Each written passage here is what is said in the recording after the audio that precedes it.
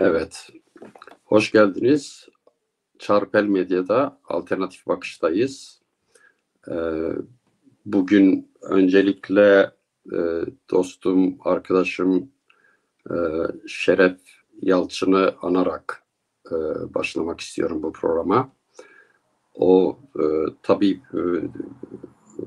bende farklı bir yeri var. E, Çocukluğumdan beri tanıdığım aile dostumdu, e, arkadaşımdı, e, büyüğümdü, yoldaşımdı. E, Onu anarak bugünkü programa başlamak istiyorum. E, Sevenlerinin başı sağ olsun demek istiyorum. Evet, bugün konuğum Orta Doğu'da, Orta Doğu ile ilgili e, sorunlarda uzman bir e, arkadaşımız e, Faik Bulut. Hoş geldiniz. İyi yayınlar, hoş bulduk. Sizi tabii izleyici tanıyor, biliyor, Bence de izliyor. çok fazla şeye gerek yok. Evet. Bugün istiyorum ki 2 bölümde yapalım programı. Önce şeyle başlayalım. Ee, Öcalan'ın mektubu, bunun sonuçları, bunun Türkiye'deki e, toplumsal mekanizmayı nasıl etkileyeceğiyle ilgili başlayalım. Sonra bölgeyi konuşalım istiyorum. Şimdi şöyle tartışmalar var. Bunu daha çok bu Mümtazar Türken'e dillendirdi önce, ya da ben önce ondan duydum. E,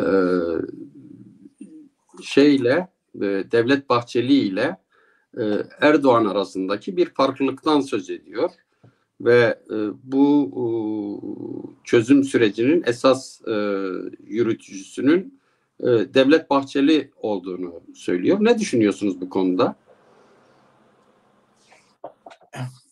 Şimdi önce şunu böyle çok Kürt kesiminde de Türkiye kamuoyunda da çok söylenir ama bana kalırsa yanlış bir tanımlama. Yani Kürt meselesi içeride başladı. Şey anlamda, yani Öcalan'ın mektubu, o imralı görüşmeleriyle başladı ve etrafı, yani ortalığın hepsini etkiledi. Tersi doğrudur bence. Orta Doğu'da taşlar yerinden oynadı. Bu Türkiye'yi etkiledi. Türkiye'den de Kürt meselesini etkiledi. Yani bu doğru olan budur. Yani nitekim genel olarak uzmanlar şunu söylerler. Erdoğan'ın kendisi de söylemiştir, Bahçeli de kendisine, ama onlar bir yüzde vermemişler. Ben size yüzdeyi söyleyeyim. Yuvarlak hesap. Bunun sayısı olmaz. Hani eğer Kürt meselesi Türkiye'de şu anda tartışılıyor da İmralı meselesi tartışılıyor idiyse de bunun %85'i dış dinamiklerdir.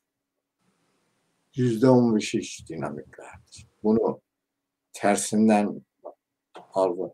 Yani Öcalan mektubu da, yani oradaki İmralı'daki görüşmeler bir sene sürdü. Şu etti, bu etti falan filan.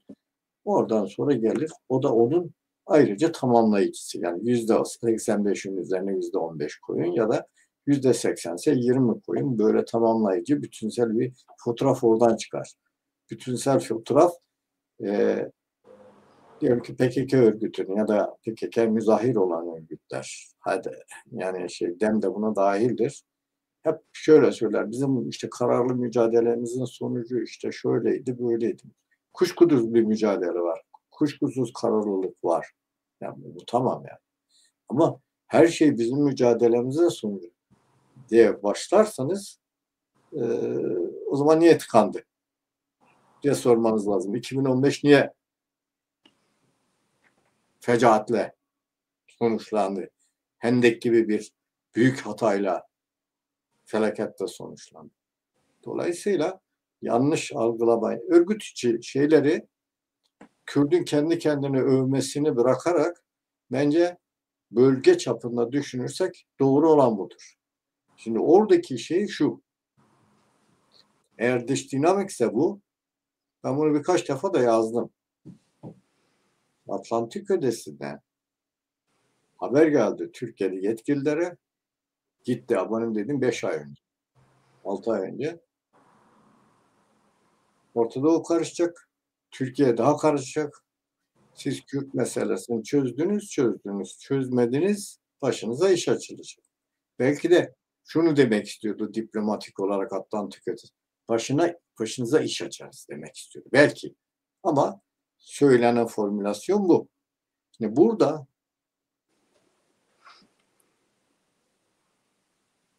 Bahçeli'nin ben Erdoğan'ın konuşması 1 Ekim'de yani 1 Ekim'de bunu söyledi. Ben görev bildim.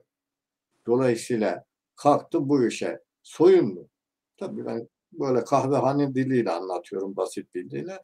İşte bu işe bir işi başlattım. Bu girişimi başlattım demesi gerçeğin bir yanıdır.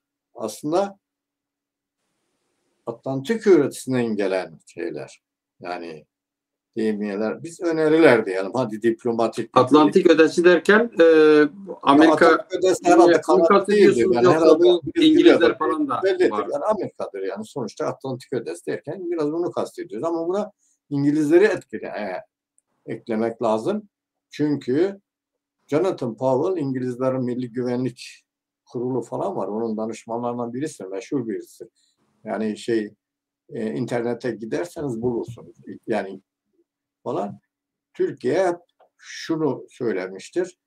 Siz Esad'la barışmayın. Esad yönetimi yakında çökecektir. Benim dediğim bu 6 ay önceki bir.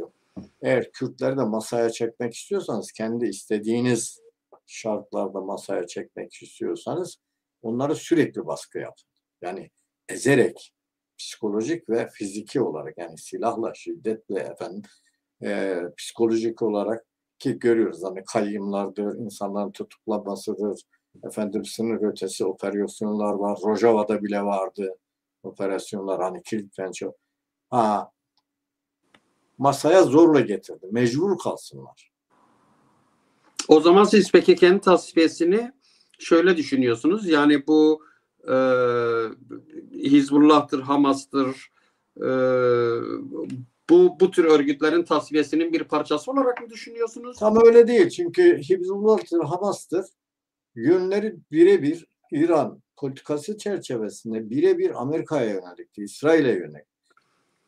PKK'nın ne İsrail'le, ne Amerika'yla, ne Fransa'yla bir derdi yok.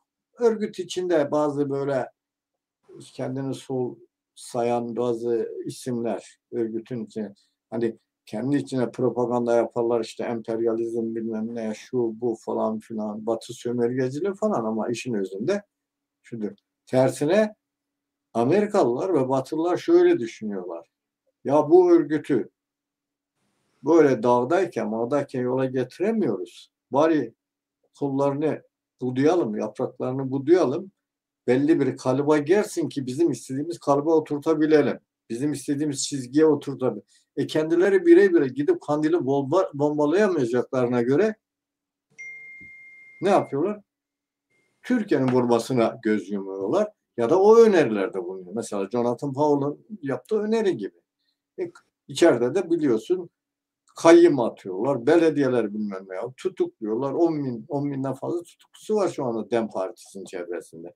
Öcalan'la bir seneden beri görüşüyor. Bu görüşmeyi herhalde nasılsın, iyi misin, bayramı kutlu olsun falan denilmiyor oralarda. Ya bak dünyası değişti, çöktü, böyle şu oldu, bu oldu. Bak sen de zaten şöyle yap, böyle yap. Artık eski fikrinden vazgeç. Şu diye yani bir sürü telkinler de bu. Öcalan aklı yatıyor, yatmıyor ayrı bir konudur. Ama zaten Öcalan yani 2011'de girdikten sonra özellikle 2000'lerin ortaları diyelim 15-14'ten sonra Öcalan Negri'yi yani o batılı düşünürler Negri'yi, Gramsci'yi sonra Murray Bookchin'i ben onun öğrencisiyim diye haber salmıştı. Gelsin görüşelim üstadımdır falan filan gibi bunları okuyarak şu kanaate vardı. Yani bu şiddetle yani eski klasik gerilla taktiğiyle bu şiddetle vesaire vesaire biz bu Türkiye'nin rejimini deviremeyiz, iktidarını da deviremeyiz. Kaldı ki ben hep öteden beri söylüyorum. Gerilla savaşı demek her halükarda bir sınırlı bir şeydir. Alanda savaş verir. Türk ordusunu siz Kızılırmak'ta yendiğiniz zaman ta Ege'ye kadar çekilme ihtimali vardır. Ama sen yenildiğin zaman en varta gideceğin Kandil'dir. Yani dolayısıyla Türk ordusu çekilir ama yenilmez. Ben yenilmez derken bu taktiklerle yenilmez. Artık klasik taktikleri yenilmez. Öcalan düşündü, taşındı. Hele silahlı halka yamuklanması demek ki o şey Hendek'teki gibi Diyarbakır'daki bu ucube ve bilim dışı savaş tekniğinin, sanatının tamamen dışında aykırı şeylerle bir sonuç elde edilemez. Bunu Şırnak'ta gördük 1992'de, 1904'te, Cezire'de, Botan'da gördük. Yaktılar efendim Apo İmralı'da Öcalan bizzat kendi ben bu İmralı notlarının birinci kısmıydı. Birinci kısmının son 3 sayfasına baktım diye bu dağdakiler diyor ikide bir topyekün halk ayaklanması diye tutturdular. Hepsinde de başarısız falan oldu. Adam içerideyken bu işi görüyor. Dışarıdakiler bunu göremiyor. Karayılan bundan 2 sene önce tabii 2 sene sonra işte biz 21. yüzyılın gerillacılığını oluşturuyoruz. Oluşturamadı. Yani neyse bunların hepsini derken tabii devlet de hem tartışıyor hem de ister istemez devlet karşısındakini etkilemek istiyor. Ve baktık ki Öcalan biz bu silahla bir şekilde deviremeyeceğiz. Silahla hakkımızı alamayacağız. Yani görünen o. Zaten ortaya çıkan da buydu. Saha gerçekliği buydu. Ne yapalım? O işte Murray Bookchin, o Gramsci'nin hapishane defterleri, işte Negri falan gibi düşünürler falan okudukça anladı ki bu işi radikal demokrasiyle çözeriz. Radikal demokrasi ne? Bir sisteme, müesses kurulu sistemi hani bir silah zoruyla halletmek, devirmek, bozmak, onun yerine yeni bir inşa etmek çok külfetli bir maliyetlidir, zahmetlidir, can ve mal kaybı büyük.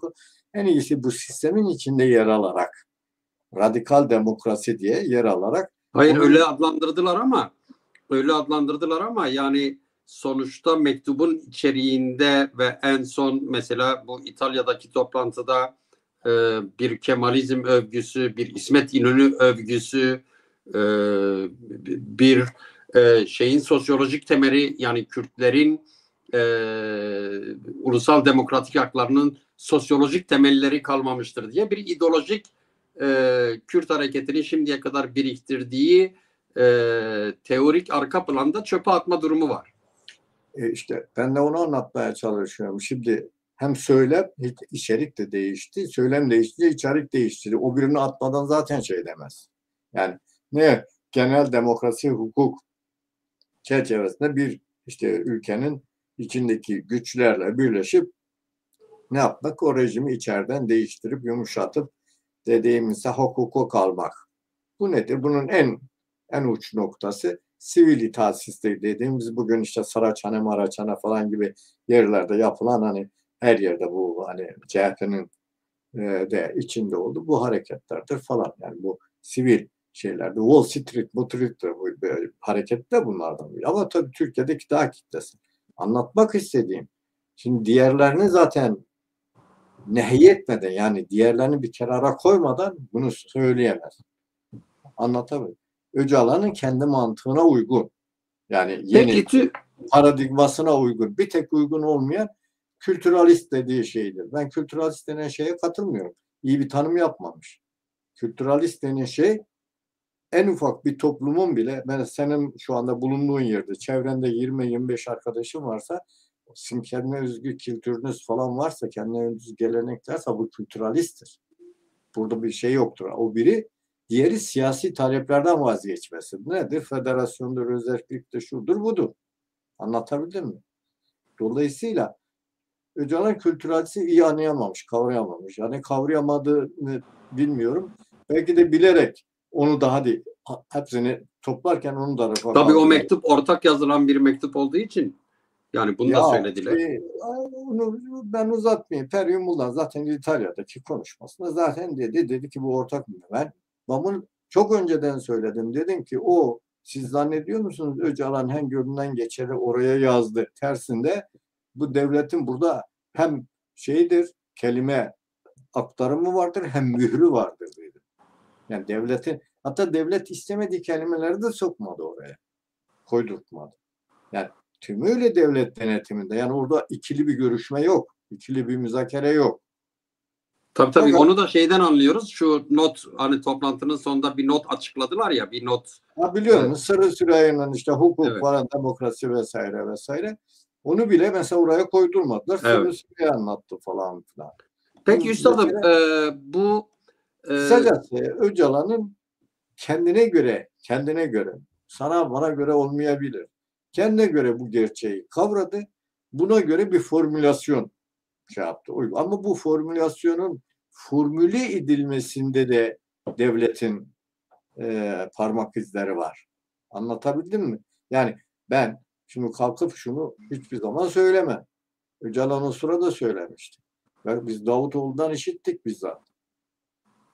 2013 Nevruz'unda dedim ki neydi bu falan. Vallahi dedi bir rica ettik. Israr ettik. İslam kardeşliği falan diye biz koydurduk. O da kırmadı bizi. Davutoğlu. Geçenlerde bir arkadaşıma söylemiş. Tamam mı? Şimdi demek istedim.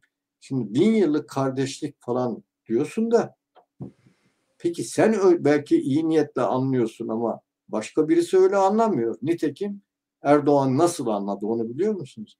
Hazır Kürtler yanıma gelmişken, bana yaklaşmışken, tamam mı? Hazır böyle işte ben de zaten hani bir laikliği de yok eder kendime göre bir devlet kurmak istiyorum. Bildiğiniz Türk İslam sentezi üzerinden. Hadi bu sefer vuralım hem bir taraftan bölmek için muhalefeti hem de Kürtle CHP'yi birbirine ben CHP'li falan olmadım ona %100 de karşı olduğumu herkes bilir. O bakımdan rahatım. Ama Tayyip böyle anladı. Laik güçleri devirelim, ilerici güçleri devirelim, kadın hareketini devirelim. Bunun yerine ne edelim? Kürtler de hazır boştayken ya da bana biraz da yaklaşmışken şöyle yapalım. Yani diyorsunuz ki bu operasyon da bu sürecin bir parçası mı? Bu operasyonlar. Mehmet Uç'un bak devletin 3 aklı vardı. Devletin bir aklı bunu Bahçeli'nin bir zaman danışmanlık yapmış. Mümtaz Türkenay falan bir tarafa bırak. Bu biraz da yıpranmış, köynemiş, kenara atılmış olduğu için Fethullahçılıktan ötürü falan Çiller'in danışmanı iken kafası biraz çalışıyordu. Ama mesela bir MHP'li ona danışmanlık yapan, hala ilişkileri çok iyi olan Bahçeli ile kendisi Medyaskop'ta anlattı. İsteyen gider bakar. Adamın ismini unuttum. Dedi ki devletin bir aklı aslında derin demek istedi. Geldi Bahçeli'ye dedi ki Kürtlere müfretmekle bir yere varamazsınız. Zaten öyle ede eridiniz ülkücüler yani Türk milliyetçiler eridi falan. Gitti bölündü kendi aralarında. Bu sefer Kürtlere peşo diye. Gönlünü alın. Biz kardeşiz. Beraber yaşayacağız. Size de evin kuncikinde biraz bir yer vereceğiz falan gibilerinden tamam mı? Zaten beraber lokmayı da aynen paylaşacağız falan. Atıyorum falan. O eşit vatandaşlık da biraz orada falan neyse. İkna oldu. Ve Bahçeli'nin işte oradan geliyorum senin sorun cevabına. Bahçeli'nin okulda daha rasyonalist. Daha rasyonel, daha gerçek yani reel politika gidiyor ve fakat Bahçeli nerede yapıyor? Bu işi Türkiye sınırları içinde yapıyor. Yani içine kapanmacı bir Türkiye olarak yapıyor. Çünkü eğer dışarıya açılırsak yani Halep'te bizim, Musul'da bizim, Kerkük'te bizim, bütün Türkmenler de bizim zaten Colani de aldı, orayı da bizim falan dersek diyor ki tuzağa gireriz. Erdoğan'la en önemli fark bu. Erdoğan yayılmacı, fetihçi bir zihniyete. Hem Osmanlıcı, işte biraz önce anlattığınız Osmanlıcı zihniyet, hem de zaten Atlantik ötesinde şu andaki jeopolitik, yani Trump'ın da o Erdoğan'ı övmesi falan boşuna değildir. Davutoğlu geçen konuştu bir meclis konuşmasında. Dedi ki çok övdü. Arkasında vallahi bir şey isteyecek dedi Erdoğan'dan. Şimdi dolayısıyla neyi isteyecek? Bir, Erdoğan'dan siz bu Netanyahu'yla bir şekilde halledin, işinizi uzlaşın falan, sen sol yanında, o da sağ yanında dursun. Yarın bir gün İran-Turan meseleleri geliyor. Biz ikinize de iş düşecek. Ben sizi bir arada görmek istiyorum ama aynı zamanda Erdoğan, sen Kürtlerle barışırsan, onların hamisi olursan kazançlı çıkarsın. Bu da ikramiye. Trump'ın ikramiyesi. Dolayısıyla Erdoğan da zaten öteden beri Osmanlıca, hani hatırlıyor musunuz? Bir Rakka'da bizim de eskiden, Halep'te bizim de falan demesi bu. Hal böyle olunca işte aradaki temel fark bu. Erdoğan ucuzcudur. Yani ucuz siyaset yapıyor şu manada. Dikkat edersen aslında Kürt meselesi daha stratejikken onu çözeceğine, hazır Kürt meselesini bir şekilde APO mektup yaptı. Biz de bunu şuttu falan. Bu arada efendim Halk Partisi'nin, CHP'yi de halledeyim, Alevileri de halledeyim, bilmem neyi de halledeyim, solcular da falan halledeyim diye tamam mı? Yan işlerle uğraştı. Dikkat edin. Ve şimdi savcısını azarlıyor. Diyor ki o dosyalar hep boşmuş. Hani dolu diyor dosyalar. Peki bu Türkiye'deki Yani aradaki sorunun cevabı şu. Aradaki fark bir. Erdoğan yayılmacı, fetihçi ve dışa açılımcıdır. Onunla heveslenir. Oralardan da rant da geliyor yani. Sana söylüyorum. Bahçeli ise içe kapanmacı. Yani bu. Dolayısıyla bu bakımdan Erdoğan ucuza kapatayım. Bu meseleyi karlı ben çıkayım. Yani Kürt meselesini ucuza kapatayım ama çok şey alayım. Yani aradaki temel fark budur ve işte bu İmralı heyetinin son bence kabul etmesi aslında yeni Bahçeli'nin Bahçeli'nin çizgisine teyit eder bir pozisyon takındı, yine konuşmadı, dikkat edin. Daha doğrusu sahiplendi ama konuşmadı. Yani aradaki temel fark bu. Peki, yani onun için şöyle bir şey var, bir söylem var. Diyorlar ki yurtta sulh, cihanda sulhçular daha çok sizin dediğiniz gibi mevcut sınırlar içerisinde dışa taşımaya korkuyorlar. Fakat bu İslamcı hareket biraz daha dediğiniz gibi fetihçi, yeni Osmanlıcı hayaller kuruyorlar. Suriye'de tetikledi çünkü. Suriye'de tetikledi. Mesela İslamcılar arasında çok ciddi biçimde, yani ilk 3-5 gün içinde, 10 günde bu Şam'ın düşmesi ve Birleşik Türkiye ve Suriye İslam Devleti başlarını bile kolluyorlar yani. Yani çünkü bir şey görüyor ve o yayılmacı genetik, o fetihçi gelenek birden kanına diyor. Yani damar çekiyor demek istiyorum falan. Erdoğan farklı düşünmüyor bu işte. Peki şimdi bu Türkiye'deki siyasal iktidar çatışması var. Yani muhalefetle arasında. Hatta kamuoyu yoklamaları CHP'yi çok önde gösteriyor. Yani bugün 5-6 tanesi Evet, yayınlamışlardı. öyle, çok önde. Bu süreci nasıl etkiler? Şu anda bu İktidar değişimi nasıl etkiler? Bu süreci ben çok fazla etkilemez eğer. Tersine tetikler ki tetikledi. Yani bu süreci bence yanlış okudu Erdoğan. Hani hazır Kürtler yanındayken, ben de bu meseleyi falan çözmüşken CHP'yi, İmamoğlu'nu, şunu bunu falan filan hallederim. Alevi meselesini zaten kenara atarım. İşte o bir kadın hakları falan geç onlara falan filan. Bunların hepsi bir şeydi. CHP ezerse zaten mutlak sultanı. Yani geleceğin sultanı benim. Çünkü Erdoğan kafasında ömür boyu başkan olmak var. Ve başkanlığı da bırakmamak için her şeyi yapar. Bunu söyleyeyim. Hani bu bir korku ifadesi değil. Bu bir gerçekçi söylüyor. Fakat hesabı tutmadı. Hesabı tutmadı, nasıl döneceğini bilmiyor. Şimdi orada bunun olayın iki yönü var. Arada bir duyuyorum, gazeteci olarak kulağıma geliyor falan yani. Arada bir duyuyorum, böyle alttan hatta uzlaşsak mı, uzlaşmasak mı falan, birkaç kişiyi feda ederek uzlaşsak mı falan. Çünkü şundan 15 gün önce falan herhalde şey demiş, e, ya Erdoğan, bu şeyin diploması hakkında bana doğru bilgi vermemişler demiş. Yani söylediği doğru olabilir ama onun telaffuz etmesi ve işte savcıya kızmış, demiş ki sen dosya tamamdır, her şey var falan demiş İmamoğlu.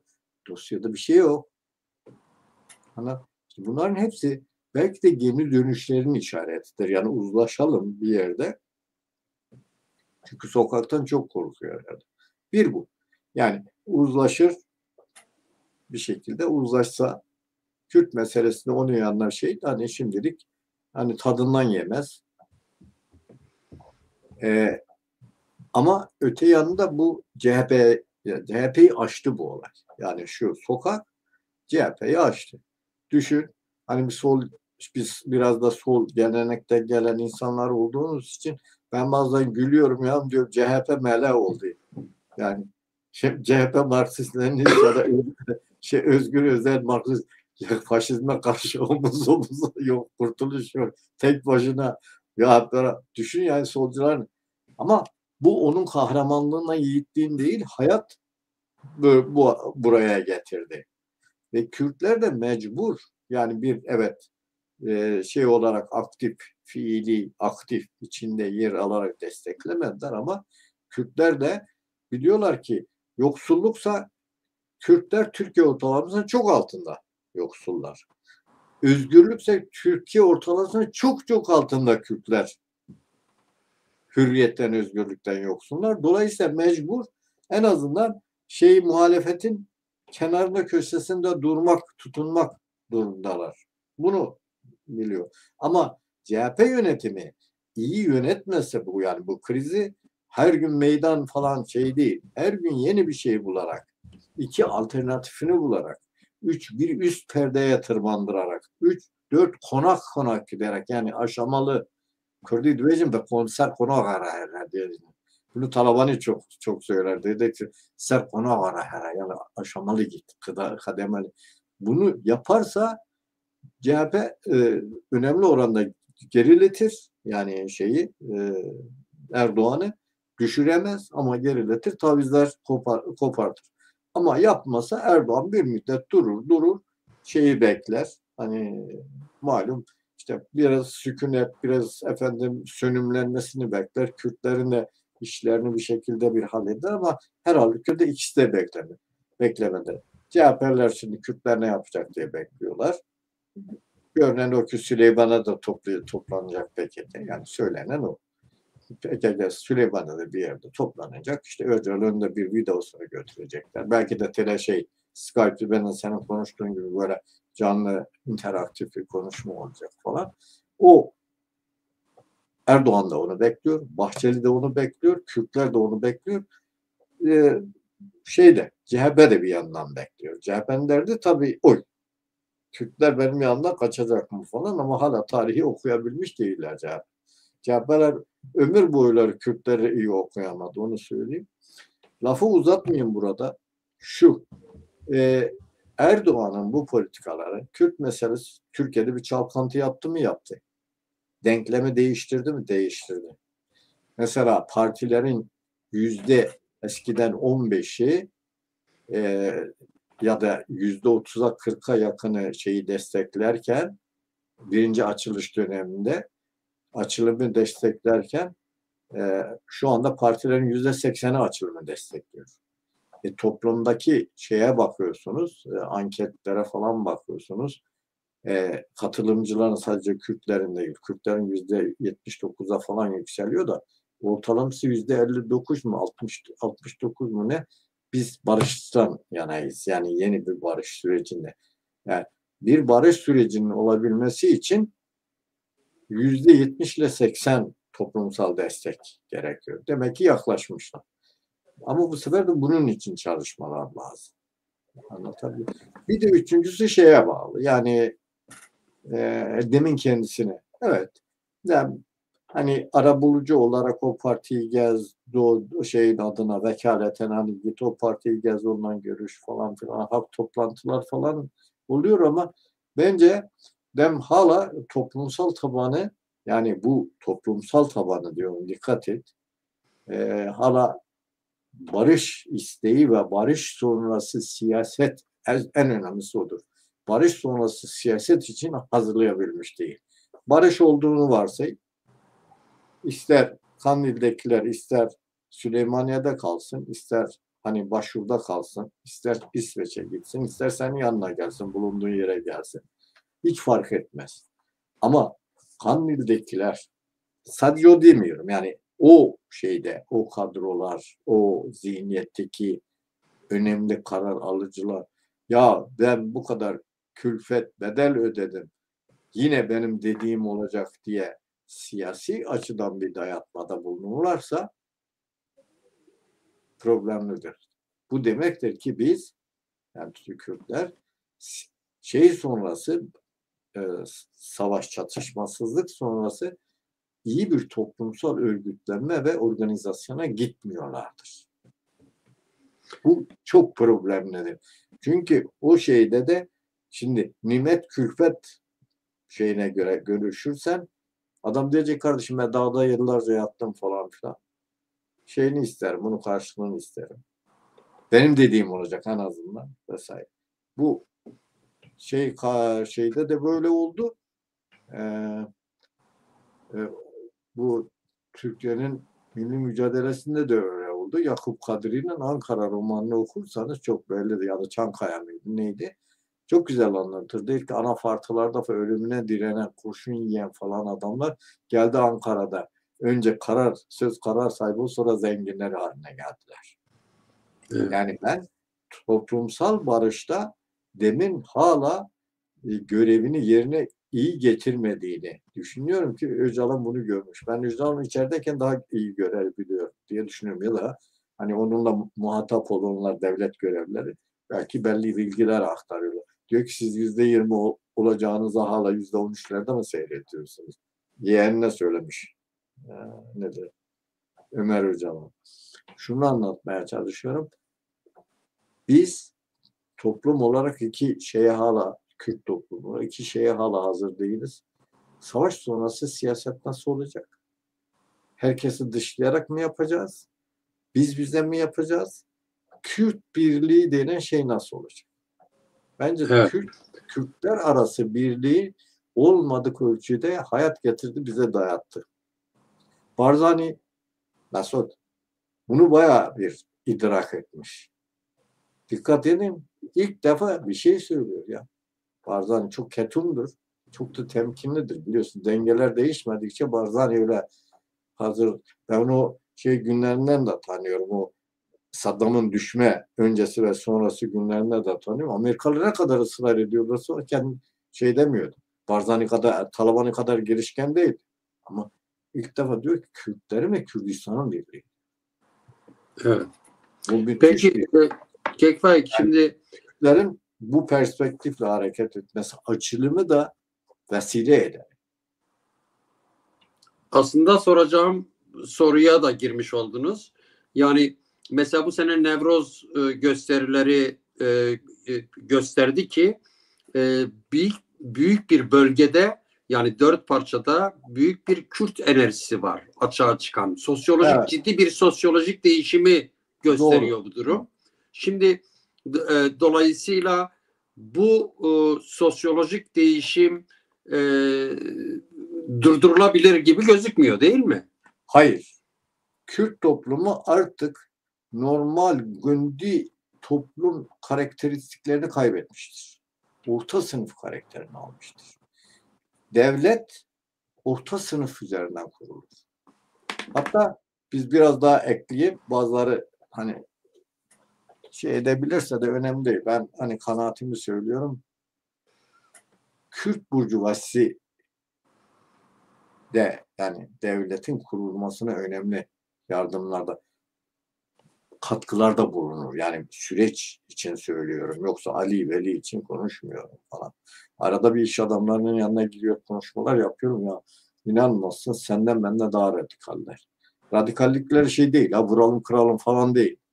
Ya şöyle yapacağız, böyle yapacağız. İşte yerine şöyle organizasyon, böyle organizasyon. Kürdistan'da şu projemiz var. Birisi şey demişti.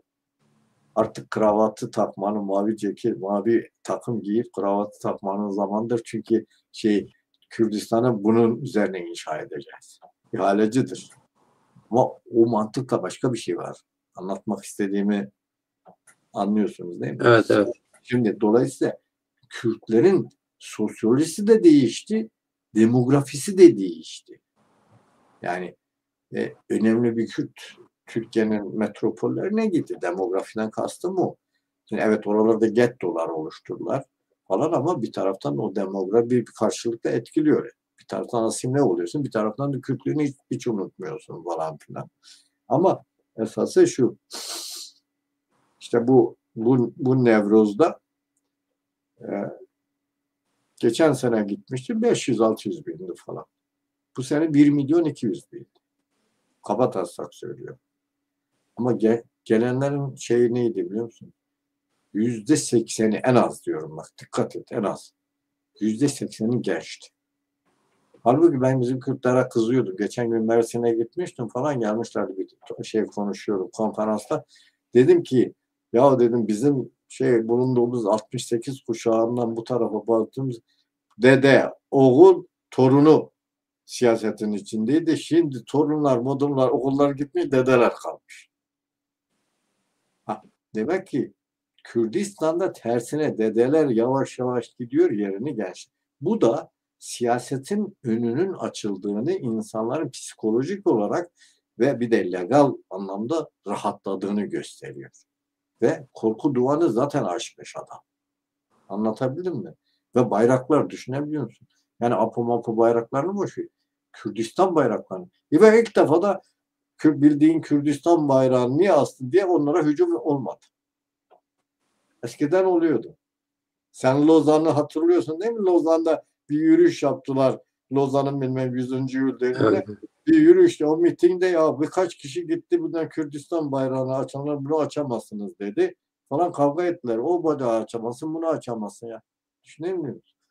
Ama burada işte bu birliğin de atılıyor, tohumları. Fakat bütün bunlar yetmiyor. Bu bizim tesellidir, bu bizim için. Ama proje üretmek isteyenler için projedir, işarettir. Proje üretin, organize olun. Evet.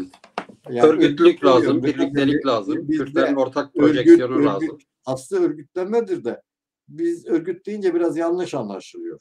Onun için organizasyon, yani her eve girmiş bir Kürt ruhunu diriltilmesi lazım. Her evde var. Hayalet gibi doluşuyor. Fakat kimse o ruhu yakalamak istemiyor. Dolayısıyla Evet. onu iyi anlamak lazım. Peki yavaş yavaş şeye gelelim ama gelmeden önce ben izleyicilerimize bir duyuru yapayım. Bu yayınlarımız, Çarpel Medya yayınları e, aynı anda YouTube'da, Facebook'ta ve Twitter'da, X'te canlı olarak yayınlanıyor. İzleyicilerimizden isteğim, eğer programlarımızı beğeniyorlarsa bizi takip etsinler, abone olsunlar ve bildirimlerini açsınlar ve programlarımızı hem likelayıp, yani beğenip, hem de paylaşsınlar. Bunu rica ediyoruz. Peki üstadım, şimdi bu Türkiye, bu Suriye'de her devlet var. Yani batılı Evet, devletler var, Arap hep var, ülkeleri var. var. Türkiye ne durumda? Durumu yönetebiliyor mu? Durum ona rağmen mi gelişiyor? E, Nasıl görüyorsunuz? Başında durumu hem planlayanlardan birisiydi, hem yönetenlerden birisi. Başından beri. Fakat evet, Amerika'dan o konuda destek aldı ama bilinenin tersine daha fazla İngiltere'den destek aldı. Ve dolayısıyla Türkiye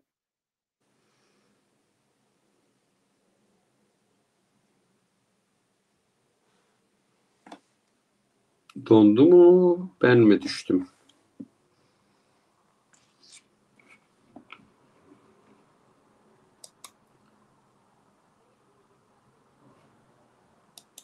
Ben mi düştüm reji, yoksa Kekvayit mi dondu?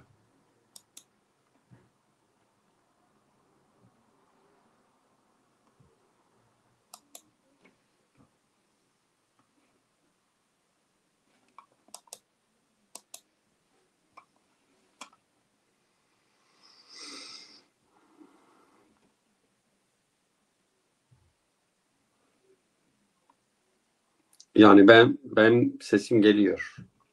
Öyle mi? Kekvayit düştü galiba. Biraz şey yapalım, bekleyelim.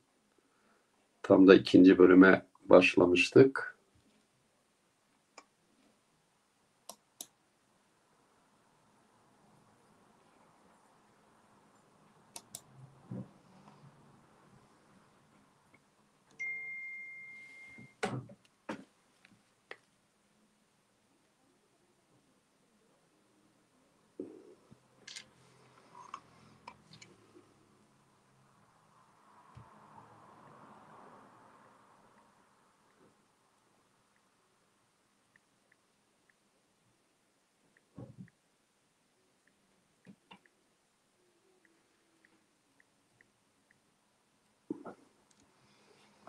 Evet, mesajlaşıyoruz. Bakalım gelebilecek mi?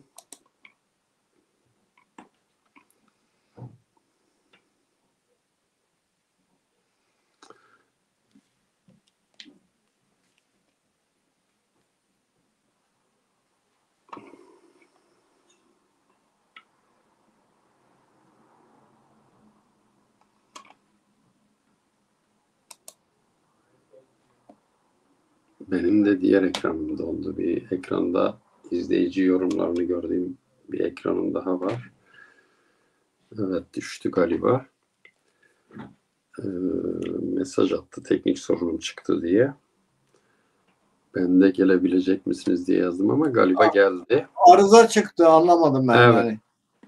Benim Evet. bilgisayar tümüyle kapandı, yeniden açıldı. Sizin öyle mi oldu bilmiyorum ama. Ben zannettim ki ben düştüm ama ben değilmişim. Siz düşmüşsünüz. Neyse, neyse. Nerede Kısacası kaldığınızı, uzatmayayım. Yani evet. başında Türkiye yalnız gibiyken Amerika'dan tabii bilgi falan alıyordu, şu ediyordu, bu ediyordu. Ama esas olarak İngilizler ortak plan harekatını yaptılar ve Türkiye'ye çok yardımcı oldular o konuda. Ama Türkiye, bu tabii Şam alınmadı. Şam zaten terk edilmişti. Bunlar gitti Şam'da oturdular. Öyle söyleyeyim. Yani bu HTŞ cihatçıları. Ee, Esas olarak Türkiye oradan biraz pohpohlandı. Çok fazla kendisini övmeye başladı. Dedi bundan sonra izinsiz Suriye'ye bizden izin almadan kimse giremez, işte iş yapamaz, şu yapamaz falan diye havalandı. Fakat çok aktörlü olduğu için bu mesele Amerika, Fransa, İngiltere, Almanya, efendim Türkiye, İran yoktu tek. Yani Ürdün, şu Suudi Arabistan, Birleşik Arap, artık saymayayım, uzatmayayım. Yani bölge ülkeleri yani şey yapmadılar. Mesela bölge ülkelerinden Suudi Arabistan daha çok Türkiye bu Osmanlıcıdır. Buraya girerse çıkmaz. Hadi biz Araplar bu Colan'ı yanımıza çekelim falan dediler. Ee, Amerika ve işte özellikle Amerika, yani bu Kürtlersiz olmaz diye Türkiye'yi esas yola hizaya getiren, ikna eden diyelim, diplomatik ikna eden diyelim, önermelerde bunu arabuluculuk yapan şeydi, Amerika'ydı ve hatta şeyde Mazlum Abdu'yla işte Jolani'nin buluşması da sadece bir görüşme değil, 4-5 görüşme sonrası. Mazlum Abdi sadece Amerika başta, Amerika, İlham Ahmet de geçen gün söyledi. Başta Amerika olmak üzere İngiltere ve Fransa çok önemli rol oynadılar. Evet, dostlarımız diyorlar. Arabistan rol oynadı dedi vesaire vesaire. Yani demek ki çok aktörlüydü ve çok aktörlü birçok Rusya'nın haberi vardı en azından.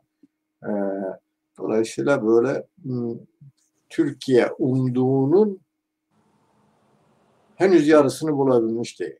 Öyle söyleyeyim. Baştan Trump yokken 50 günlük boşluk vakti iktidar. İşte o boşlukta Rojava'yı ezip bitirmek istiyordu tümüyle. Yani o konuda da her şeyi kullandı. Tehditsen tehdit, Suriye Milli Ordusu dersen, şu dersen, kendisi İHA'larla, SİHA'larla bombalama falan dersen hepsini de yaptı. Yani yapmadığı bir şey kalmadı. Sivilleri de malum biliyorsunuz katlettiler. Ama Türkiye o emeline ulaşamadı. Yani Trump'ın o iktidar boşluğunda onu yapamadı. Çünkü Pentagon vardı. Çünkü Pentagon genel olarak Türkiye'deki Rojava'da Kürtleri tutuyordu. CIA daha çok Türkiye'cidir. Onu hep söylerim vesaire. Amerikan o işte CENTCOM yani Koalisyon Merkez Komutanlığı'nın güçlerinin generali devreye girdi. Bu diplomasi derken işte şu 8 maddelik şey bu, şudur budur.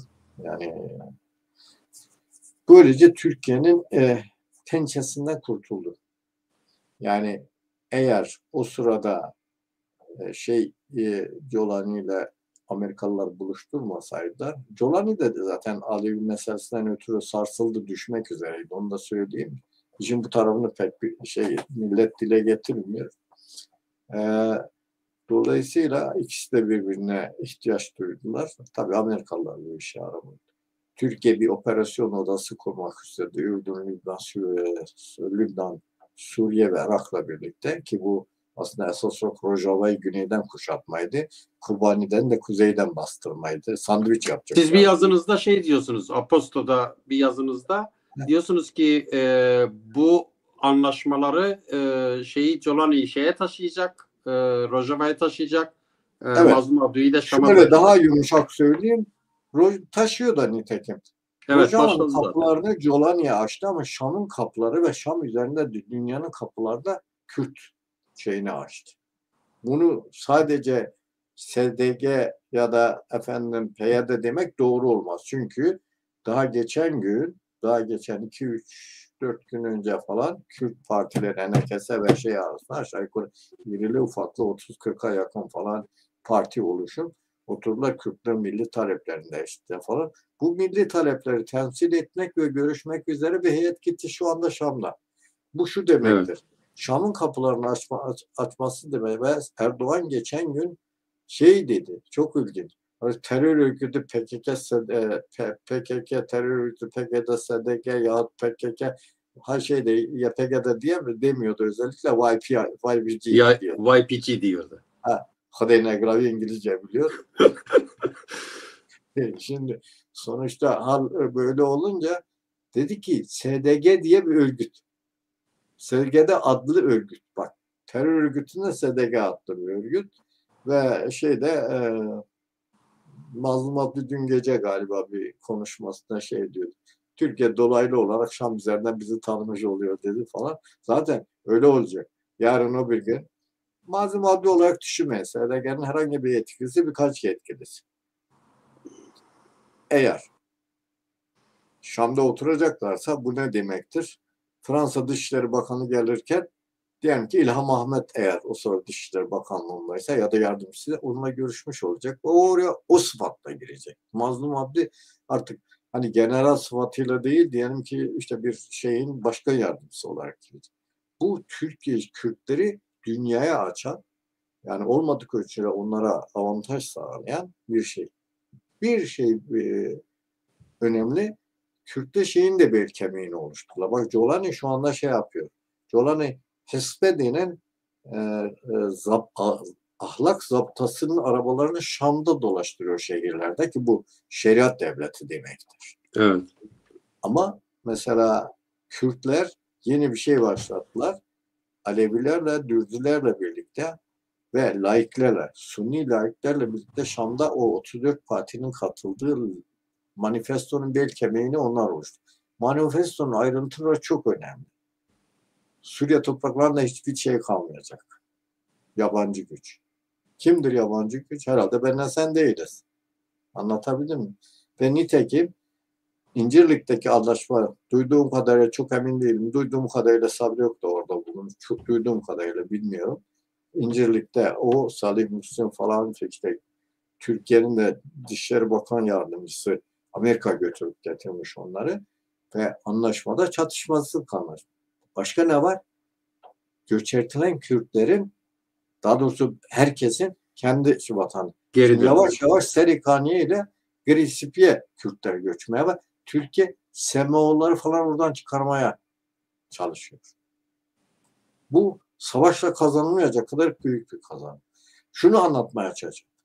Rojava Türkiye'nin pençesinden şimdilik kurtuldu. Ama henüz tehdidinden, mengenesinden kurtulmuş değil. Yani namlu hala ola çevriliyor. PTŞ'nin kalıcı bir güç olacağını düşünüyor musunuz? Valla bu gidişte düşünmüyor. Yani bu Evet. gidişte düşün. Simgesel olarak belki Jolanim olan diye birisini bırakırlar falan ama şimdi bir senelik bir mühlet verilmiş. Bu 8 maddelik anlaşma bir senelik 6 ay diyorlar ama bir senelik bir mühlet verilmiş. Bu mühletteki ayrıntılarda anlaşırlarsa ne Jolanin o İslam anayasası, ne yeni anayasa, ya ne taslak, ne hükümet hiçbir şey kalmaz. Çok basit bir aritmetik. Jolani ne kadarını temsil ediyor? %20 en fazla, o da maksimum. %15'tir de. Hadi maksimum %20. Güzel. Aleviler, Dürziler, Kürtler, Hristiyanlar, Süryanlar, Ezdiler vesaire vesaire, Çerkesi de Çeçeniydi falan. Hepsini koy. %80. Peki anayasa oluştuktan sonra anayasa kabul edilmesi, yani laik diyelim, seküler bir anayasa, aydınlanmacı. Güzel. Kabul edildi ve ondan sonra seçim oldu. %80 Jolani'ye oy vermediğine göre ne çıkacak herhalde, benden sen yani Evet. anlatabildim mi ne demek istiyorum? Evet, evet. Yani onu iyi algılamak lazım. O şeydi, ben günlük takip ediyorum. Tek elden de takip etmiyorum. Yani mesela Erdoğan karşıtı Arap gazeteleri var. Onları takip ediyorum. Erdoğan yanlısı Arap gazeteleri var. Onları takip ediyorum. Rojava'nın kendi yayınları var. Onu takip ediyorum. İşte Rojava'da bu Semeo'nun şeyleri var. Bültenler var. Onları takip ediyorum. Konuşmalar, şunlar bunlar. Şimdi günübirlik aşağı yukarı böyle parmak parmak falan şeydi. Ne olmuş? Mesela Türkiye en son Cingar Hala çıkarıyor Türkiye. Ne yapmış? İşte Raqqa tarafında 3-5 aşiret çocuğunu, SGD saflarında olan milis, Arap milisi, bir de bu Serikaniye ile Gresip'e yakın bölgelerde birkaç tanesini teşvik etmiş. Bunlar kaçmışlar, gitmişler, şeye sığınmışlar. HTŞ'ye. Peki bu işlerde Yani İsrail mi etkin? Türkiye sonuna kadar henüz içine sindirememiş. Ecevit diyordu ya, ben içime sindiremedim bir şey için. İçine sindiremedim. Sonuna kadar da kuşkusuz sabote etmekte, çelme atmakta, bilmem ne yapmakta falan geri durmayacaktır. Ama olay onu aştı. Uluslararası bir, bak, Türkiye'dekine farklı olarak uluslararası güçler şeye sahip çıkıyorlar. Dengede İsrail mi ağır basıyor, Türkiye mi? İsrail ağır basıyor. Ama Peki bu Selahattin İsrail koridoru şeyden mümkün ağır mü? basmıyor. Yani bu vurdu kırdısıyla basmıyor. Türkiye tabii epeyce korktu, ürktü o konudan falan filan. Hatkan filan gideriz geliriz dedi. Sonra dedi biz çatışmayız falan dedi. Yani zaten İsrail'le çatışmak demek Amerika'yla çatışmak demek. Ben bunu 10 gün önceki bir yine demecimde söylemiştim. Bu ayrı bir konu. İsrail'in daha çok hani batılı karar merkezlerini etkilemek anlamında Kürtlere sempatisi açısından, bir de psikolojik savaş olarak etkisi falan var. Meydana bakıldığında çok fazla değil. Esas olan ağır basan, hani dersin Türkiye mi şey mi, Trump nezdinde öyle değil. O an için Türkiye'yi arıyorsa Türkiye ağır basar. O an için İsrail şey derse İsrail. Çünkü Trump hem çok över hem de ama şey dedi, ben onu çok severim dedi. Her dediğimi yapar falan filan. Bak, en çok severim, her dediğimi yapar. Çok severimden sonra her dediğimi yapar ne demek? Dediğimi yapmasam bilmem ne yaparım demektir sana. Yani diplomasiyi iyi kullanmak lazım. Evet, siz sorunuzu sorun. İran'la ilgili ne düşünüyorsunuz? İran'a vurma durumu var mı yoksa görüşüyorlar? Şimdi Trump'ın son dönemde adet edindiği şey hep şu oldu ki bence bunu sürdürüyor. Önce korkutmak, yani pazarlığı yüksekten açıyor. Korkutuyor, vururum seni diyor. Korkutuyor bir defa. Yani bu Kanada içinde, Grönland içinde, Rusya içinde falan böyle oldu ki fiiliyatta bir şey yaptığını görmedik. Hamas'a da dedi hatırlıyorsunuz ama Hamas'ta da Witkoff bayağı görüşüyor. Önce bir korkutuyor. İki, taleplerini çok yüksekte tutuyor. İşte şunlardan aşağı olmaz. Aslında diyelim ki 5 liraya şeyde tavdır ama 15 lira istiyordur falan. Ha, 5'in üstünde ne alırsa kârdır ama 5'ten aşağısını olmaz. Şimdi dolayısıyla bunların gönlünden geçen bana göre geçen gün Jeffrey Sachs diye birisi var. Çok meşhur birisidir. Yani bayağı çok danışmanlık yapmış uluslararası. Çok devlete de danışmanlık yapmış. Yani onu bulabilirsem birkaç şeyini oku. Özelliklerini. Jeffrey Sachs. Jeffrey Sachs. Sachs ama şöyle S-A-C-H-K K. ya da evet böyle. Yok sonu sonu ondaki K'den önceki C H'tan önceki C bak S-A-C-H H. Okay. Ondan sonra S. Hı hı. Şey diyor yani İran'a vurmaz. Şöyle vurur yani füze vurur. Uçaklarla bombalar. Eyvallah. Ama şu anda beklediği İran'dan bir hani bu işi çatışmadan tercihi çatışmadan bu işi çözmek. Amerika böyle istiyor. İki, zamanı oynuyor. Yani psikolojik savaş eğer işte füzemize falan atacaksa, uçakla vuracaksa zaten halkla rejimin arası iyi değil. Kürtler, Beluciler, Azeriler, şunlar, bunlar falan filan Araplar. Zaten Mahsa Amini olayından beri de malum diken üstündeler. Ayağa kalksınlar işte şey gibi bir şey olsun. Türkiye'deki gibi diyelim ya da o Arap Baharı'na benzer bir şey olsun. Rejim falan ya gerilsin, zayıflasın, düşsün. Çağrı da yapıyorlar. Türkiye, Azerbaycan falan benim duyduğum bir de Amerika bir hür radyo da kurmuşlar. Azerbaycan Turancılık yapıyorlar orada. Ya da yine tercihleri İran'da reformcu kanadın, uzlaşmacı kanadın, tabii İran'a göre reform. Yani Batı ile uzlaşacak. Batı ile herkes ticari alışveriş yapacak. Batı'ya karşı çıkmayacak. İsrail'e karşı hiç çıkmayacak. En azından savaş anlamında çıkmayacak bir İran. Terbiye edilmiş. Bence şey budur yani tercihleri budur. Kara operasyonu düşünmüyorum. Zaten de ihtiyaç yok. Yani Hürmüz Boğazı'ndan 7. filo oradan füze atar. İşte buradan İsrail bilmem uçakları gidip vuruyor. Nitekim geçmişte 18 hedefi vurdu İran'da falan yani. Şey düşünmüyorum. Yani bildiğiniz anlamda bir kara ama Türkiye'ye ihtiyaçları şu, İsrail'e ihtiyaçları bundan vurma gücü. Ama Türkiye'ye ihtiyaçları o da. Ya İran boşa çıktıktan sonra hiç olmazsa İran'ın etkisi altındaki işte Irak'tı, şuydu, buydu falan, Lübnan'dı falan. Türkiye bu boşluğu doldursun. İran'ın. Ama kimin lehine boşluğu doldursun? Amerika'nın. İsrail'in. Tercih bu. Ama sağa sola da saldırmasın. Tabii onu zaten şey diyor. Onu zaten söylüyorlar. Geçen gün de söylediler. Avrupa Birliği ne yazık bazen işte olaylar değişik olunca Avrupa Birliği baya bir malum bir boykot edecek. Bu CHP'den ötürü bir boykot ettiler ama asembleye girmediler. Toplantıyı iptal ettiler. Pasif boykotlar. Onun doğru katılıyor.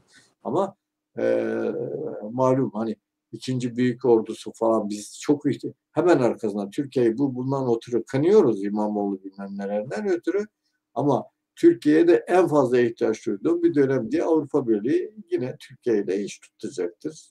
Tabii Türkiye'de 20 milyar euro istiyor. Askeri sana veririm ama Evet. bir de 10 milyon mülteci falan var. Bunları da tutmak karşısına von Leyen ne var, kadın ismi von Leyen bilmem ne temsilcisi var ya, Avrupa Birliği sözcüsü. Neyse, o kadın geldi, biliyorsun, ülkede 1 milyar euro verdi ama Türkiye bu karın diyormaz. Biraz daha fazla verir falan demek istiyorum. Böyle. Peki. Teşekkür ederim. Estağfurullah. Çok sağ olun. Bizi kırmadınız. Yayınımıza katıldınız. Sormadığım ya da şunu da söylesek iyi olur dediğiniz bir şey varsa ekleyin. Yok Programı yani şu toparlayalım. anda takip edip izliyoruz. Açıkçası zaten biz çok kısa bir süre içinde bu işlere açıklığa kavuşturur. Yani netim. Rojava konusunda netim. Sabırlı olmak lazım. İkincisi, ben bu Kürtlerin hani şu çözüm açılım dedikleri şeylerde artık biraz daha halkçı düşünmelerini, yani daha doğrusu halkın menfaatlerini, yani bu ülkenin demek istiyorum. Ülkeden kasıt bizim ülkemizi. Kürdistan'da. Evet. Yani her parça için söylüyorum. Daha geniş, yaygın düşünme. Kafayı Apo'ya takıp, kafayı efendim Seyda'ya takıp, kafayı Faik'e takıp falan şey edeceğini, oralarda patinaj yapılacağını, aslında daha yaratıcı, biz Kürtler için bu açılım sürecinde, siyaset sürecinde nasıl yarıda kalmış bir arabayı nasıl düze çıkarıp nereye götürebiliriz de kafa yormalar çok önemli. Gerisi şahsi şeylerdir. Böyle hiçbir şeye de nasıl söyleyeyim? Aslında hiçbir netice almıyoruz. Çok da itici oluyor yani. Halk onlara bakmıyor. Buralarda insanlarla dolaşıp konuşurken, yani ben neredeyse günde çok sayıda insan gelir benimle konuşur, eder, iş adamı, orta, esnaf, aydın falan filan, ya da ben giderim konuşurum. Buradaki insanların derdi biraz daha farklı. Kürtlerin, yani kendi ülkelerinde olan Kürtlerin biraz daha farklı. Yoksa kan davasına benimle Seyda girmişiz birbirimize.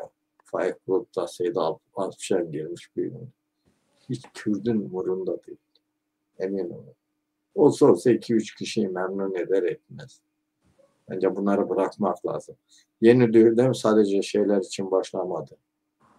Yani değerli Ama bir Kürt enerjisi var ve bunun önü açık diyorsunuz.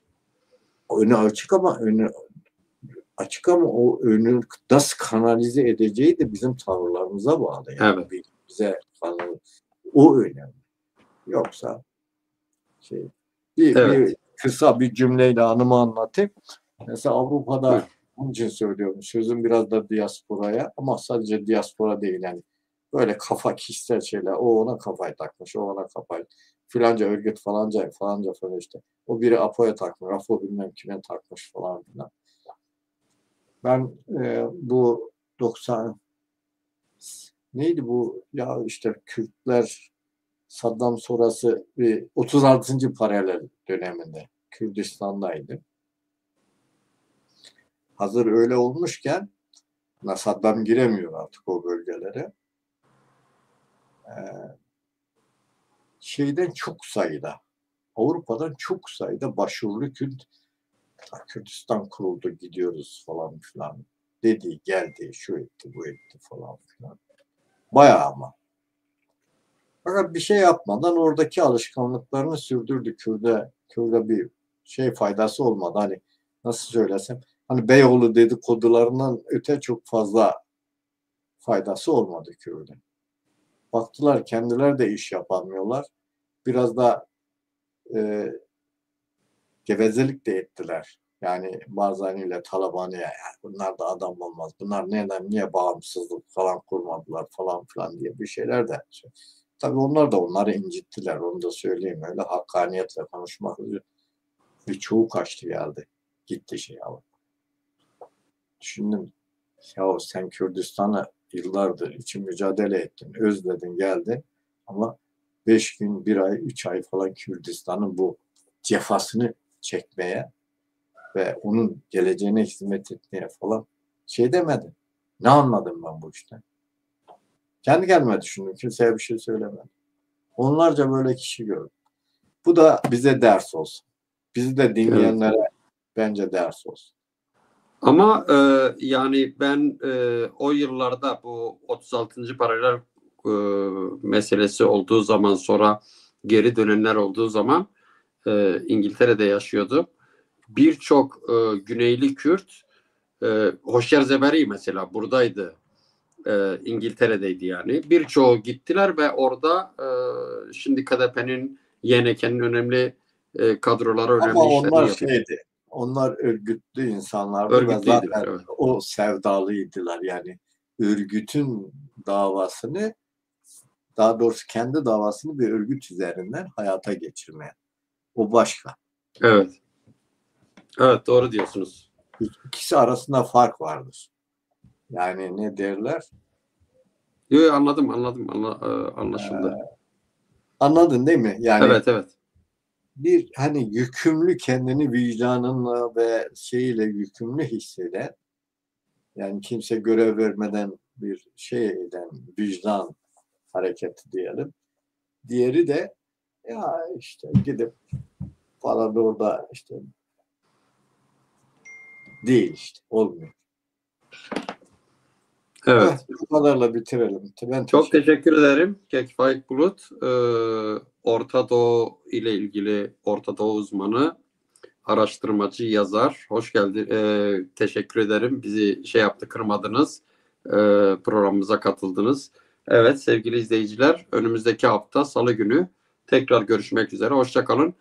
Faik, yayından sonra çay ısmarlıyorum. Görüşürüz. Siz afiyet olsun, sağ olun. Ben çayı da Teşekkür içtim ederim. zaten. Dişimi fırçalayacağım şu an. Teşekkür ederim.